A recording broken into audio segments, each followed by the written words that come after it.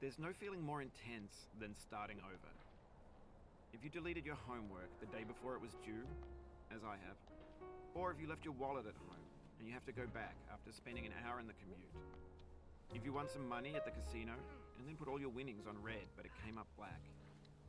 If you got your best shirt dry cleaned before a wedding and then immediately dropped food on it. If you won an argument with a friend and then later discovered that they just returned to their original view. Starting over is harder than starting up. If you're not ready for that, like if you've already had a bad day, then what you're about to go through might be too much. Feel free to go away and come back. I'll be here. Alright, thanks for coming with me on this trip. I'll understand if you have to take a break at any point. Just find a safe place to stop and quit the game. And don't worry, I'll save your progress, always, even your mistakes. This game is a homage to a free game that came out in 2002, titled Sexy Hiking. The author of that game was Jazuo, a mysterious Czech designer who was known at the time as the father of B games. And B games are rough assemblages of found objects. Designers slap them together very quickly and freely, and they're often too rough and unfriendly to gain much of a following. They're built more for the joy of building them than as polished products. In a certain way, Sexy Hiking is the perfect embodiment of a B game. It's built almost entirely out of found and recycled parts, and it's one of the most unusual and unfriendly games of its time. In it, your task is simply to drag yourself up a mountain with a hammer. And that act of climbing, in the digital world or in real life, has certain essential properties that give the game its flavor. No amount of forward progress is guaranteed. Some cliffs are too sheer or too slippery. And the player is constantly, unremittingly in danger of falling and losing everything. Anyway, when you start Sexy Hiking, you're standing next to this dead tree that blocks the way to the entire rest of the game. It might take you an hour to get over that tree, and a lot of people never got past it. You prod and you poke at it, exploring the limits of your reach and your strength, trying to find a way up and over. And there's a sense of truth in that lack of compromise. Most obstacles in video game worlds are fake. You can be completely confident in your ability to get through them once you have the correct method or the correct equipment or just by spending enough time. In that sense, every pixelated obstacle in Sexy Hiking is real. The obstacles in Sexy Hiking are unyielding, and that makes the game uniquely frustrating. But I'm not sure Jazuo intended to make a frustrating game. The frustration is just essential to the act of climbing, and it's authentic to the process of building a game about climbing.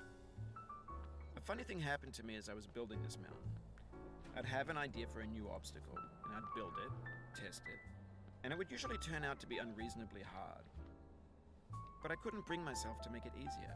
It already felt like my inability to get past a new obstacle was my fault as a player rather than as a builder.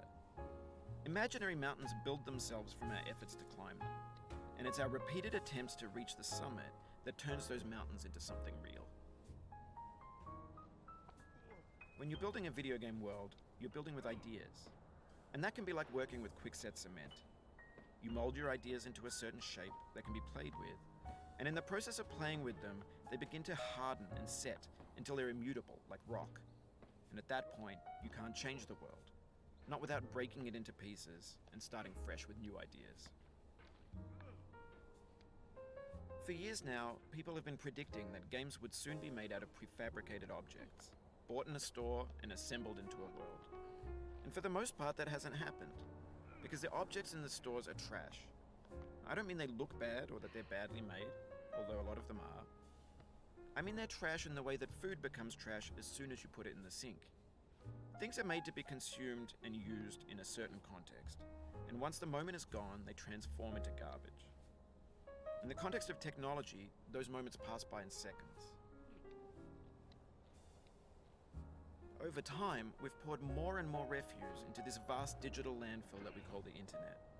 It now vastly outnumbers and outweighs the things that are fresh and untainted and unused. When everything around us is cultural trash, trash becomes the new medium, the lingua franca of the digital age. And you can build culture out of trash, but only trash culture. B games, B movies, B music, B philosophy. Maybe this is what digital culture is. A monstrous mountain of trash, the ash heap of creativity's fountain. A landfill with everything we ever thought of in it. Grand, infinite, and unsorted. There's 3D models of breakfast, Gen X's fanfic novels, Scan magazines, green screen Shia LaBeouf, banned stuff scenes on Live Leak. Facebook's got lifelike bots with unbranded adverts and candid shots of Kanye and Taylor Swift mashups, car crash epic failed GIFs, Russian dashcam vids, discussions of McRibs, discarded, forgotten, unrecycled, muddled, rotten, untitled. Everything's fresh for about 6 seconds, until some newer thing beckons, and we hit refresh. And there's years of persevering, disappearing into the pile, out of style, out of sight. In this context, it's tempting to make friendly content that's gentle, that lets you churn through it but not earn it. Why make something demanding if it just gets piled up in the landfill, filed in with the bland things? When games were new, they wanted a lot from you. Daunting you, taunting you, resetting and delaying you. Players played stoically. Now everyone's turned off by that. They want to burn through it quickly, a quick fix for the fickle, some tricks for the clicks of the feckless. But that's not you, you're an acrobat. You could swallow a baseball bat. Now I know, most likely you're watching this on YouTube or Twitch, while some dude with 10 million views does it for you. Like a baby bird being fed chewed up food. That's culture too. But on the off chance that you're playing this, what I'm saying is, trash is disposable, but maybe it doesn't have to be approachable.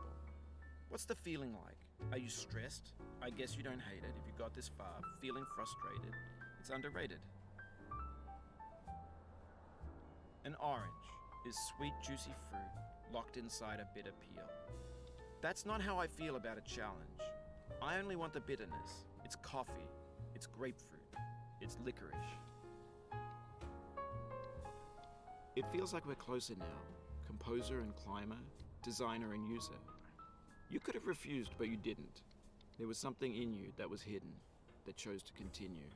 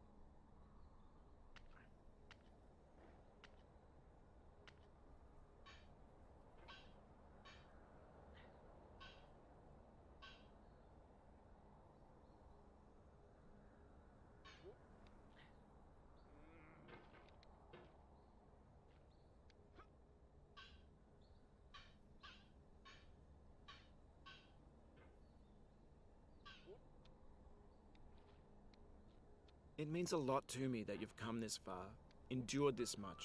Every wisecrack, every insensitivity, every setback you've forgiven me is a kingly gift that you've given me.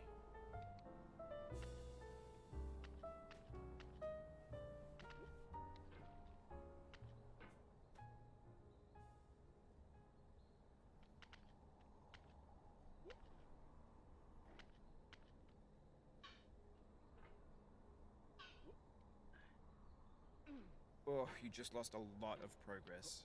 That's a deep frustration, a real punch in the gut.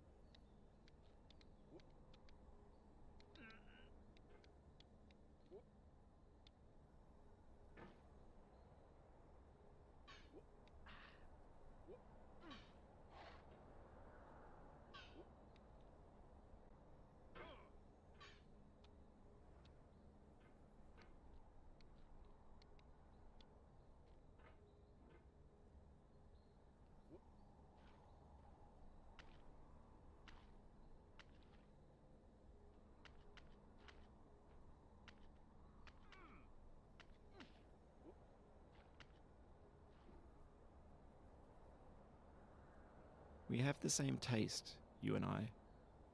It's not ambition. It's ambition's opposite. An obdurate mission to taste defeat. You'll feel bad if you win, so I put this snake in for you.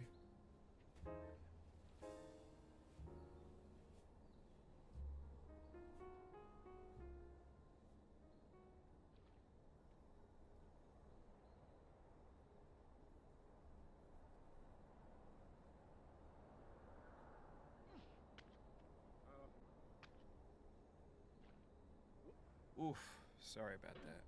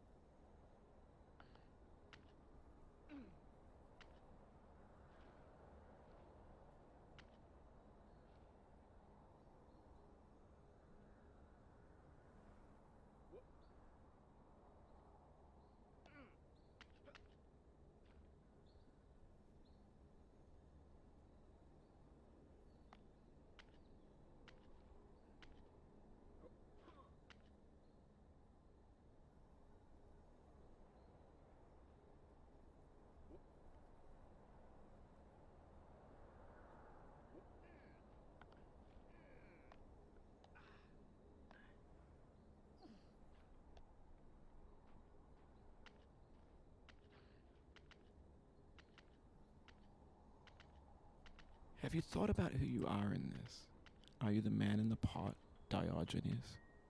Are you his hand? Are you the top of his hammer? I think not. Where your hand moves, the hammer may not follow, nor the man, nor the man's hand. In this you're his will, his intent, the embodied resolve in his uphill ascent.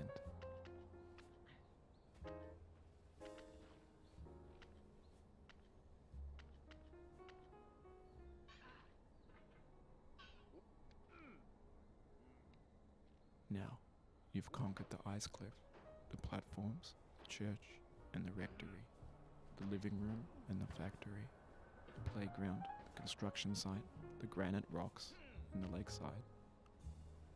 You've learned to hike. There's no way left to go but up, and in a moment I'll shut up.